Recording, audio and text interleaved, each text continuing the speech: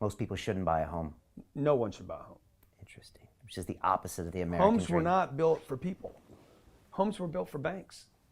The bank created that product to sell money.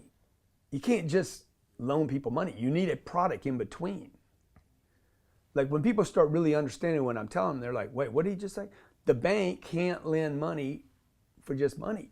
Like you need a reason to borrow money. Oh, you're starting a business. That's a reason, but it's really risky for the bank. What if a bunch of bankers sitting around drinking bourbon? Dude, we need to lend more money. We got to lend money out, man. That's how we make money. We get people to give us $1. We lend it out 9 times. I read that book when I was a kid, man, when I was 16 years old. So we lend it out 9 times. We need something to lend the money on. So back in the 50s, they're like, everybody should have a home. They grinned. Everybody should have a home, right? Oh man, that's pretty good. We should call it something like the American dream. Can't just call it a house, right? Everyone should have one, right? They got the politicians behind it. Yes, everyone should have one. And then what they did was basically those homes were built for banks because who made all the money on the homes? Wasn't even the builder. Certainly wasn't the homeowner. It was always the banks.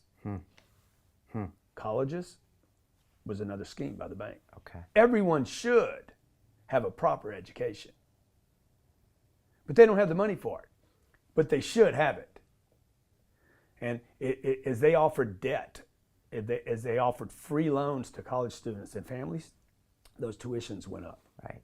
So we've been sold a big old fat lie. Totally. And what do people say when you tell them that? You're crushing everything they've been told their whole life. They're like, no, Grant, that's not true. I want to own my own Most home. people are going to write me after this interview and say, can you explain that again?